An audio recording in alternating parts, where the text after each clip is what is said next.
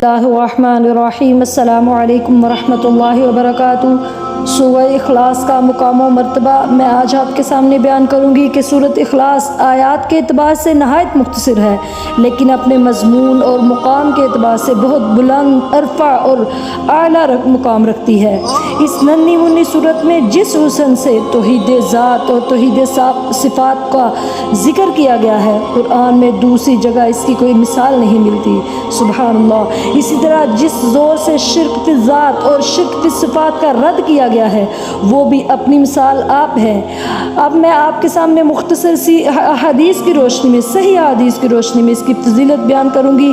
اس کو توجہ سے سنیں، توجہ سے سمجھیں اور اس صورت سے پیار کریں۔ تو اور یہ بات بھی ذہن نشین کر لیں کہ اگر آپ لوگ اس صورت کو دلی محبت دیں گے اور اس کی تلاوت کو اپنا معمول بنائیں گے تو قیامت کے دن آپ کسی بھی قاری، حافظ اور عالم سے پیچھے نہیں رہیں گے انشاءاللہ۔ تو رسول اللہ صلی اللہ علیہ وسلم نے فرمایا کہ سورہ اخلاص کو قرآن پاک کے 1/3 یعنی 10 پاروں کے برابر قرار دیا ہے۔ اس سلسلے میں 3 احادیث جو ہیں وہ آپ کے سامنے میں بیان کروں گی کہ امام ابو ہریرہ رضی اللہ تعالیٰ عنہ بیان کرتے ہیں کہ رسول اللہ صلی اللہ علیہ وسلم نے فرمایا، اکٹھے ہو جو، میں تمہیں قرآن کا تیسرا حصہ سناؤں گا۔ چنانچہ جمع ہونے والے جمع ہو گئے، پھر اللہ کے نبی صلی اللہ علیہ وسلم تشریف لائے، سورۃ اخلاص کی قرات کی، پھر اپنے گھر میں تشریف لے گئے۔ صحابہ رضوان اللہ علیہم اجمعین کہتے ہیں، ہمیں تو یوں لگتا ہے کہ آپ صلی اللہ علیہ وسلم کو آسمان سے کوئی وحی آ گئی ہے، اس لیے آپ صلی اللہ علیہ وسلم گھر تشریف لے گئے ہیں۔ پھر اللہ کے نبی صلی اللہ علیہ وسلم گھر سے نکلے تو فرمایا، بلا شبہ میں نے تمہیں کہا تھا کہ میں تمہیں 1/3 قرآن سناؤں گا، بے شک وہ سورت یعنی سورۃ اخلاص قرآن 1/3 کے حصے کے برابر ہے، سبحان اللہ۔ امام الاولیاء حضرت ابو درداء رضی اللہ تعالی عنہ رسول اللہ صلی اللہ علیہ وسلم سے روایت کرتے ہیں کہ آپ صلی اللہ علیہ وسلم نے فرمایا، کیا میں تم سے کسی ایک کے لیے ممکن نہیں کہ وہ ایک رات کو 1/3 قرآن کی قرات کرے؟ صحابہ نے عرض کی، وہ قرآن کا 1/3 کیسے پڑھ سکتا ہے؟ تو آپ صلی اللہ علیہ وسلم نے فرمایا، سورۃ اخلاص قرآن پاک کے 1/3 حصے کے برابر ہے۔ اور ایک روایت میں ہے کہ آپ صلی اللہ علیہ وسلم نے فرمایا، اللہ تعالیٰ نے قرآن کے 3 حصے کیے ہیں اور قل هو اللہ احد کو قرآن کے 3 حصوں میں سے ایک حصہ بنایا ہے، سبحان اللہ۔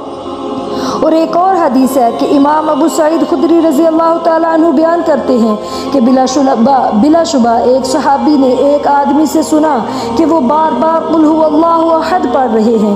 جب صبح ہوئی تو وہ صحابی رسول اللہ صلی اللہ علیہ وسلم کی خدمت میں حاضر ہوئے تو آپ سے اس آدمی کا ذکر کیا، گویا کہ انہوں نے سورۃ اخلاص کی بار بار قرات کو کم جانا۔ تو رسول اللہ صلی اللہ علیہ وسلم نے فرمایا، اس ذات کی قسم جس کے ہاتھ میں میری جان ہے، یہ سورۃ قرآن پاک کے 10 پاروں کے برابر ہے، سبحان اللہ۔ تو ان تمام حدیث سے واضح ہوا کہ سورۃ اخلاص قرآن پاک کے 1/3 یعنی تیسرے حصے 10 پاروں کے برابر ہے، اور اس کا صحیح مفہوم یہی ہے کہ پورے قرآن پاک میں بنیادی طور پر 3 مضامین بیان ہوئے ہیں۔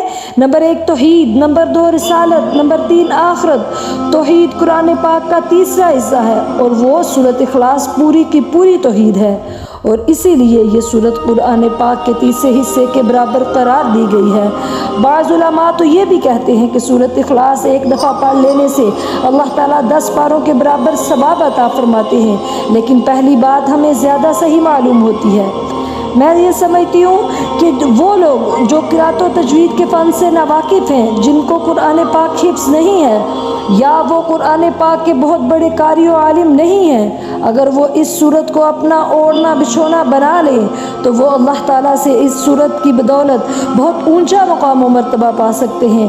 یہ صورت ان کے لیے گولڈن آفر اور بلندی درجات کے لیے عظیم خوشخبری ہے کہ بندہ کیا کہتا ہے، بسم اللہ الرحمن الرحیم، قل هو اللہ احد، وہ اللہ، آپ فرما دیجئے کہ وہ اللہ ایک ہے، اللہ الصمد، اللہ بے نیاز ہے، یعنی ہم سب اللہ کے منگتے ہیں، اللہ سب کے محتاج ہیں، لیکن اللہ کی ذات کسی کی محتاج نہیں۔ لم یلد ولم یولد، نہ وہ اللہ جو ہے کسی کا باپ ہے، نہ ہی اللہ کسی کا بیٹا ہے۔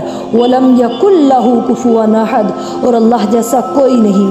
تو لہٰذا اس سورت کو زیادہ سے زیادہ ہر دفعہ بسم اللہ الرحمن الرحیم پڑھ کے کے زیادہ سے زیادہ پڑھا کریں اور اس کو سمجھتے ہوئے پڑھیں تو انشاءاللہ تعالیٰ آپ شرک سے محفوظ رہیں گے اور اللہ کے فضل و کرم سے جنت آپ کا ٹھکانہ ہو جائے گا۔ اللہ تعالیٰ ہم سب کو قرآن کو سمجھ کر پڑھنے کی توفیق عطا فرمائے، آمین۔ السلام علیکم ورحمۃ اللہ وبرکاتہ۔